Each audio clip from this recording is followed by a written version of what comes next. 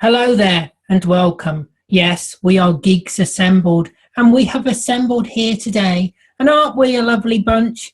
And we're going to go back to a series which we've already covered, but we covered the first episode. But now we're going to cover assignment 4 of Sapphire and Steel. Yes, with Joanna Lumley, the national treasure. So let's start off with Beef Dad. Go ahead, Beef Dad.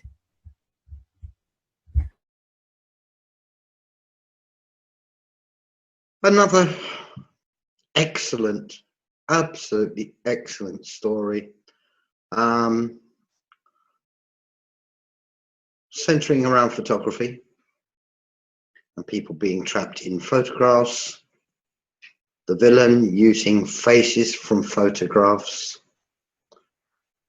Some brilliant performances.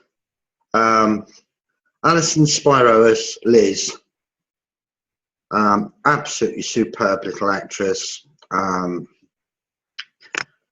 She went on eventually to play one of the leads in Emmerdale, one of Britain's most popular soaps.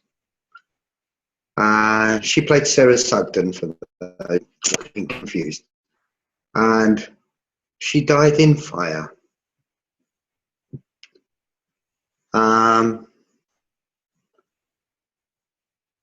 Philip Bird played the Shape. Bob Hornery played the Shape, the faceless man. But they played the man with the face. But the faceless man was pretty damn creepy. They did the usual nursery rhyme. One day whilst I was on the stair, I met a man who wasn't there. He wasn't there again today. I wish that man would go away. It was really creepy. Sheila Stevenson did practically nothing as Ruth. Well, nothing moving. She just sat in a photograph and got burned to death. But there was one other person who she actually gave me the creeps, and that was the little girl from the photographs that had been brought into the present day with a parasol. And she was just so creepy as the leader of the children. Excellent job. Brilliantly directed, brilliantly performed. Joanna Lumley and David McCallum never failed to deliver. So for me, yeah, it gets a 9.5 out of 10. A 9.5 out of 10. Thank you, Beef Dad. Now let's head. Say again. So that's all right. Oh, and let's head over to Alex. See what Alex has to say. Go ahead, Alex. Yes. I've seen a lot of these episodes. As I said, I wish I could get it on DVD and see if there could be any better job in terms of editing. But in terms of the stories and the acting and the drama and the suspense, this is of the old school and it's very good.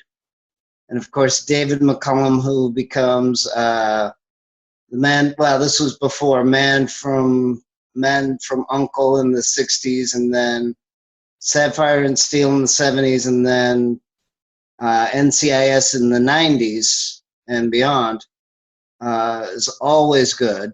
Joanna Lumley became the New Avengers in the late 70s and is now an absolutely fabulous on a couple of other things. And they're not given enough credit, and it's a shame that they couldn't have done even one 1980s TV movie, because I would have loved to have seen that. But they also did, there also was other radio shows with other actors. It's a great premise for a show. It's a great opening, very memorable, as I've said before. The story's good, the acting is good, the pacing is good, the sets. Could have had a little bit more money, but you're there to follow the story and the suspense and the dialogue, which is always good. And I also enjoyed the cast in this story as well. And they make you scared of staircases and clocks and ordinary things that you shouldn't be scared of, and that's a good thing. But if they can scare you, that's credit to them. So I'd give this a 7. As I said, I need to get this on DVD, and I need to get the audios as well. Now, she's Alex's other half. Let's go to Lee. No, I mean Susan. Sorry, Susan. Go ahead, Susan. Thanks, Alan. Yeah, I agree with Alex. Great cast. Absolutely amazing cast. This is the third Sapphire and Steel that we've reviewed as a group. We reviewed the first assignment, and then we reviewed Sapphire and Steel audio, and so I'm pretty much I feel like I've been drawn into this drama and this mystery. The mystery of Sapphire and Steel is amazing. I mean, it's like these two characters are not Earthlings. They are not human. They don't have anything remote except for a little, facial similarities and body similarities to humans. They are out of this world. They're so different.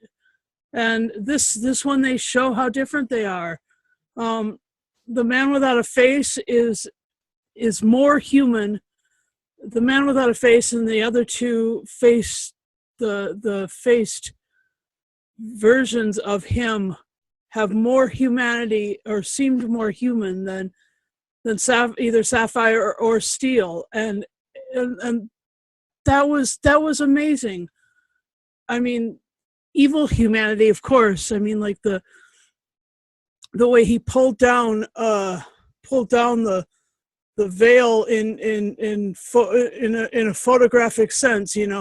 He'd capture people, or he'd release people from their timeline by pulling down the veil through the photograph, and then moving them out of space, out of time being of course the ultimate enemy, but also space, because at times they would simply disappear, and then there was the scene at the bottom of the stairs where they are just being churned up. All of the children, all of the people who have been captured by this villain are being churned up. And Sapphire and Steel, Steel, razor edge, no compassion, just cut and dry, getting the intellectual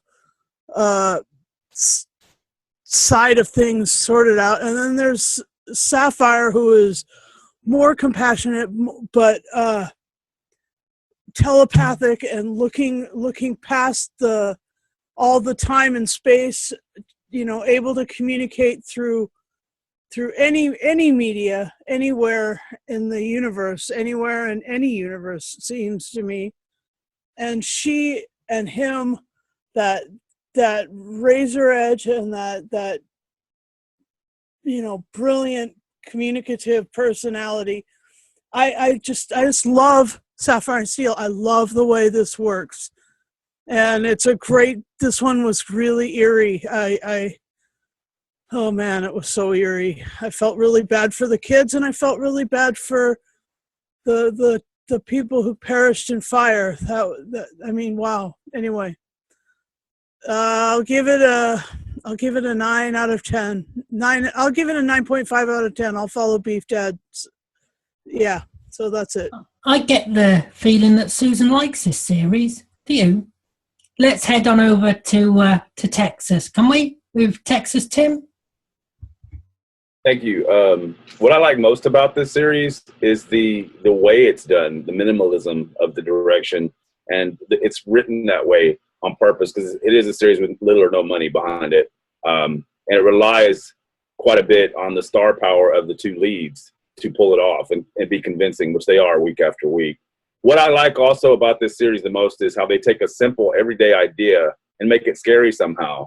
Because we all look at photos all day long. We see photos all the time. You never think of them as what they really are, which is a captured second that is a permanent captured second. And you may look at a photo, but you're not going to see everything that's in that photo. You see the person or the whatever it is you've taken a picture of, but you don't see what's behind the wall behind that person. You don't see the other beings in that photo that are captured in that second. That's a brilliant idea. And that's what they kind of explore here.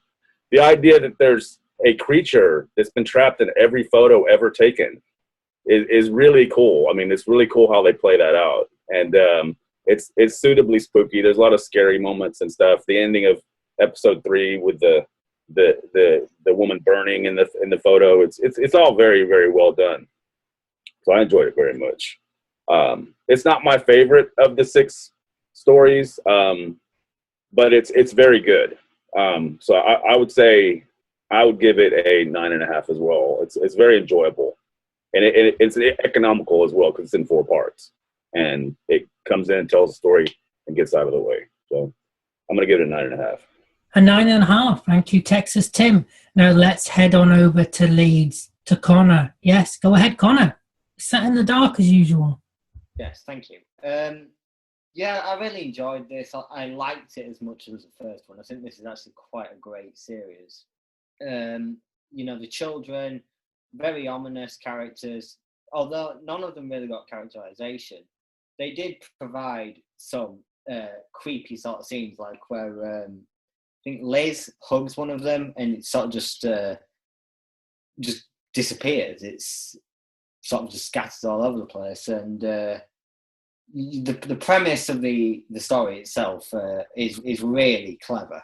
The idea of the shape was, which has since been used in Doctor Who, almost to the exact same makeup design, is creepy. And in the last episode where they're trapped in the photo, and you think, oh my God, they might not actually escape because they can't move and they're defenseless. It's all great, very, very harrowing scenes, as everyone has mentioned before me, when the photo is burnt and you hear the screams. It's very, very creepy. Yeah, I think overall I will have to give this 4-part story 7.5 out of 10. A 7.5. Thank you, Connor. Now, you've heard the saying, leave the best to last. Well, you make your minds up. It's Lee. Go ahead, Lee. I thought there was someone else after me. Anyways, yes, is this the way to London town? This, for me, when I was a young lad, this was one of the stories that stuck in my head. The man without a face. I mean, the scene where he's walking through and it pans up and it's just blank features. That has always stuck with me. As I said, the idea of taking things out of photographs, the idea of the shape being in every single photograph through the ages, it's just awesome. And as you say, Sapphire and Steel, and with this one, you sort of get the idea it's just a working relationship, because Steel is very quick to blame Sapphire for failing in her tasks, very coldly as well. But I think Sapphire has feelings for him. So, you know, she sort of, because when he tells her to go sit on the sofa, she's sort of, oh, okay. But you get that idea that to Steel, it's a working relationship. He's got to get the job done, and he doesn't care who he upsets, even his work partner. As you said, the kids, brilliant performances by them. And you said that scene where the kid just crumbles away to paper. I just love that bit. I mean, that little kid, just the tears down his eyes, and then just he's gone. It's brilliant, and also it's the idea of the dragon. Was it the what do they call it? The kaleidoscope? That was the main reason they dragged the creature through that into the world. It's a simple thing like that. I mean, good writing, good ideas. It's as Texas said, it's not one of the best. It's not his favourite. It is my favourite. because there's 3 in the 6 stories altogether, and 3 are brilliant. I just wish we could get hold of Adventure Assignment 2, but maybe in the future. But it's creepy, and I say for Jonah Lumley and David McCallum's working relationship in this is just brilliant, and the idea of the shape, and the idea as well of telling Liz at the end, never ever have another photograph taken in your life, because as I say, the shape was threatening her at the end. For me, it's going to be a 10 for me. I just absolutely love this series, so it's a 10. A 10, thank you, Lee. Now, I have to say, when I watched episode 1, I was like, oh, I don't know whether I'm feeling this one or not, because I really enjoyed Assignment 1, and I watched the first episode of this, and I thought, oh, I don't know whether I'm going to enjoy this story. And, well, all I can say is by episode 4, I was absolutely, completely hooked. Completely hooked. Episode 1, yeah, I found it a bit slow. Episode 2, I was getting more into it. And then episode 3, I mean, I was totally into episode 3 because the guy was introduced, the faceless man was introduced in episode 2. And I just started to really enjoy it at that point.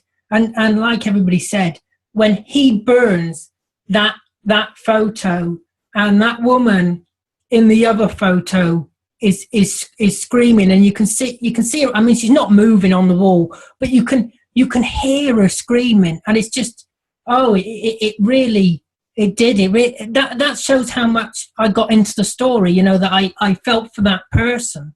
And Connor said as well, towards the end, you didn't know if Sapphire and Steel were going to go out of it, because the woman leaves the house. And I'm thinking, well, how are they going to get out of this one? But obviously the woman comes back, which I had a funny feeling she would. But, you know, if this was the last ever episode, I could believe that would be the end. But obviously they're going to survive, because there's another assignment.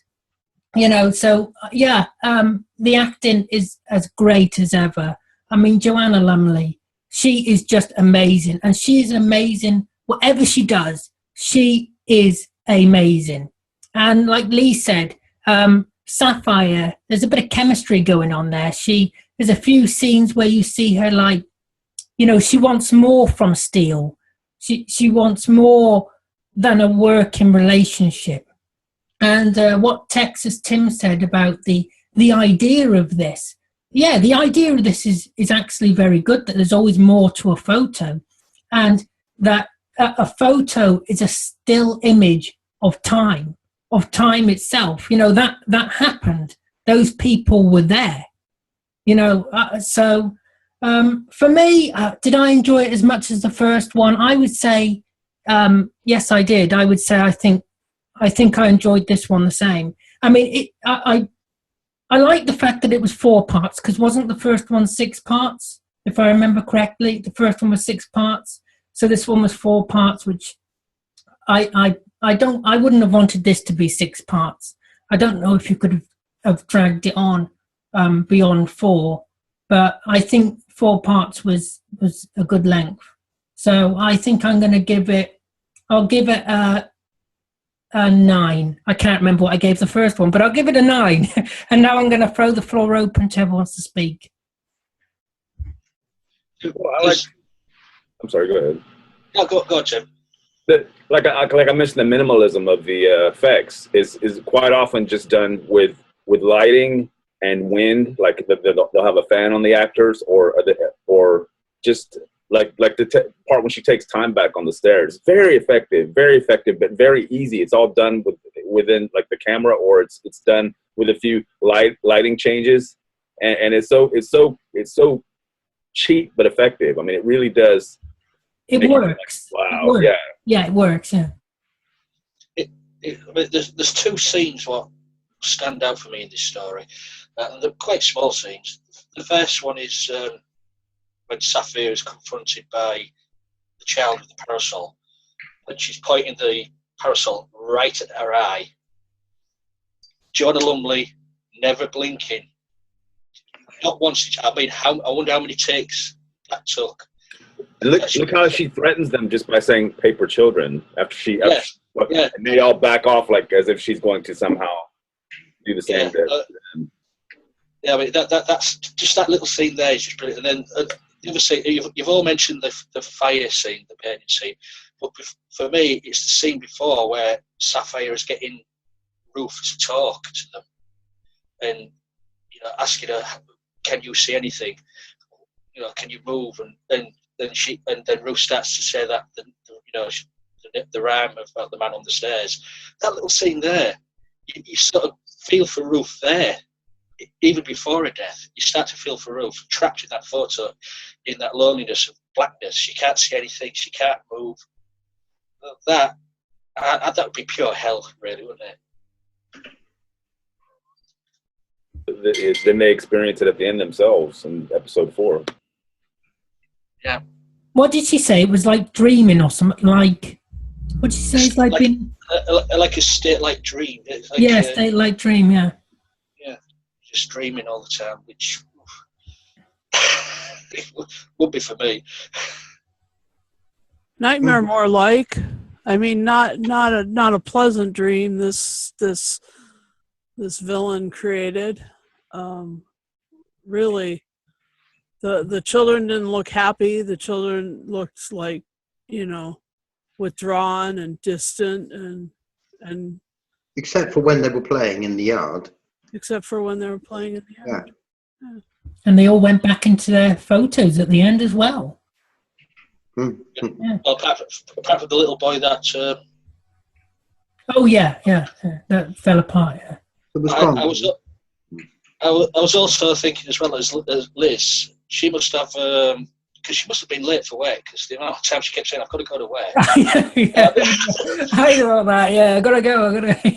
I wonder exactly what her job was. I mean, they implied quite heavily that she might in fact be a prostitute. Yeah, they did, yeah. She worked at a club, and it's when they let her work. So I didn't know by that. So. Did you notice the mistake? She put on a wig before she went and got a bath and a shower. Yeah, I caught that. Oh, no, I didn't notice that. Oh, I know she put on a wig, yeah, but... Yeah, she put that on first, and then she went to the bathroom. Does anybody else have anything to add? Yeah, Sheila Stevenson that played Ruth. Just the picture, just the photograph with the face at the window. Actually, she went on to do quite a lot of other bits and pieces. And she became a writer, including writing plays. And she won an Olivier Award for the best new comedy play in 1 year. So, yeah. But Natalie Hedges, who played the Parasol Girl, basically this was the only thing she did. But how creepy was she? I mean, she was very creepy. Properly creepy, yeah. Yeah, properly creepy, yeah. I think we've got to be thankful. Improperly creepy. I think we've got to be thankful to P.J. Hammond as well, who created this series way back in the 70s. Oh, he yeah. had the idea. He had the concept of Sapphire and Steel. If it wasn't for him, you'd never have got all this. I mean, he's still writing today. I have to add something. What I've noticed with all these, well, I've only watched, the 2 assignments, but they're all they've always got a small cast, and they're always based in like one house. Seem to be based in one location, which is good. Yeah. I mean, that's not a complaint. That's good because... Well, it needs to be because in a break in time has a tendency to be localised. You've got to keep the time in one place because if it gets out. Yeah. That's what's happening in Class, and the Doctor Who spinoff is that it's localized in one place. Yeah. It's pretty interesting. Mm-hmm. Just pretty interesting. Yeah, Hammond wrote all but one of these adventures, and I think he said in an interview that I think you can see on YouTube that he started to fall behind, and that's why they had to get somebody else in to write the 5th story. But Yeah, these are all really very well written stories that are very effective for the money they spend on them, I think. Yeah, PJ Hammond also wrote a story for Doctor Who back in the day. That's right. Yeah. It was never made. It was one of the lost seasons. Oh, which one was it? It has been remade by Big Finish in the last season. It's a Colin Baker one. With Ice Warriors. No. To be honest, I can't remember. I'll have to look it up and let you know. Didn't he? He wrote a couple of Torchwood episodes as well, didn't he? He wrote one of them. Torchwood, which was really, really good. One of the best. He wrote what for Torchwood, Connor? What did you say? He wrote Small Worlds, the one with the fairies and the... And From Out of the Rain. Oh, did he write that as well? Yeah. Oh, so he is still writing today then? Oh, yeah. Oh, yeah. I say today, well, Torchwood was a few years ago now. Let's see. He wrote an episode of Midsummer Murders in 2011. That's the most recent Fairly thing. recent, yeah.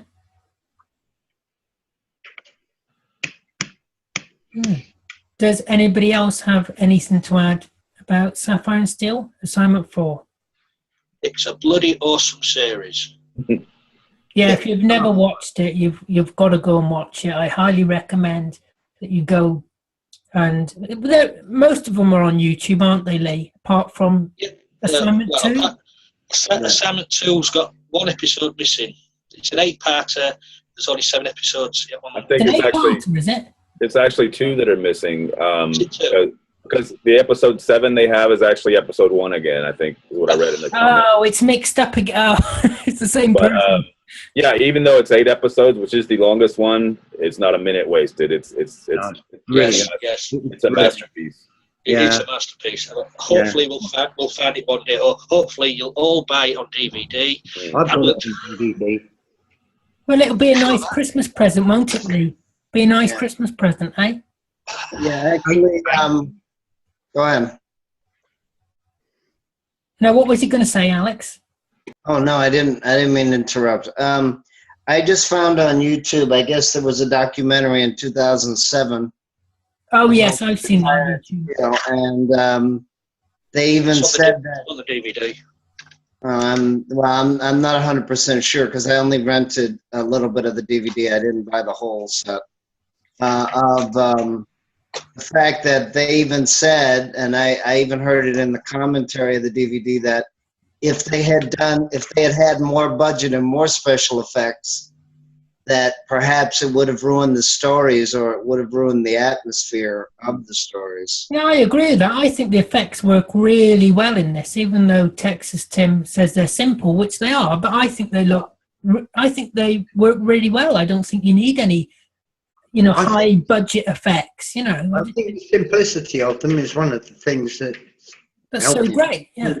Yeah, just like, forgive me, I know I'm going to be name dropping, but just like, One Step Beyond or Twilight Zone, or you don't need... You're name dropping now, Alex. You're name dropping. Yeah. You don't need super effects for it to be scary. You don't need... No, of course you don't. Effects for it to be effective. Yeah. You don't need effects to have a good story. I mean, I for one think this series... It's time it got a re-imaging for TV. Well, I don't know about that. No. You've got the original. Yeah, you've got the original. But I mean, what they could do with it now, it's something to think about there. Well, I believe somebody optioned it because that's why Big Finish cannot sell the CDs right now because while they made 15 stories for audio, since once they lose the license, they can't even sell it. So you can't even download it from their site. Lisa Barman explained this to us, that once a license expires, that they can't even sell the product they own, that they created. So in other words, somebody optioned the license. This might have been years ago, though, so obviously they haven't done anything with it. But I wouldn't be surprised if it didn't make a comeback in one way or another. Yeah. Do you think they could? Would you like to see it come back with the original actors? I think they're too old, probably. Yeah. Maybe not. Joanna Lumley you know, I know she's getting on, but she doesn't look her age. I mean, They could. It's not an action program, so yeah, I mean, exactly. It's not an action program. They're not. Or maybe, I don't know if they could ever afford David McCallum again or Joanna Lumley again. You know, maybe I they don't could think have it's a matter of their acting ability or what they could do with their old characters. It's just that they wouldn't be able to afford them anymore. Yeah, but maybe they could have them in one story to hand over. Yeah.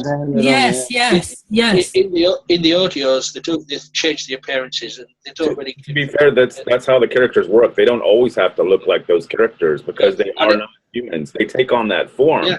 So they take on the forms of Joanna Lumley and David McCallum, but you could easily replace them with other actors like they did in the audios because then they're just using a different form. So it's not a question of having to hand it over to somebody. Yeah, it showed you how easy it was in Sam 1 when Joanna Lumley kept changing the clothes just like that. Mm-hmm. Yeah, that's true. They could just do it with the face. Yeah, but unfortunately, then not to sound snobbish, but then could they redo it? I mean, they've tried to redo the Avengers from the British TV show, and that didn't work. And The Prisoner they tried. Yeah, could they do a Sapphire and Steel without either making it too action-packed? If PJ Hammond was involved, I think they could. I think it's more just a product of its time. But I mean, if they did it cleverly, they could at least do it as maybe a couple of movies or something. And you'd have to, of course, involve PJ Hammond because it's his baby. He should be the one to write it. So yeah. There's so many factors involved that's probably why it hasn't gotten off the ground.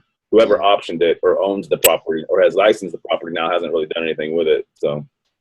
Well, it's probably like Blake Seven a little bit as well. That the idea and the plot is very good, but it's a question of that's not going to come back.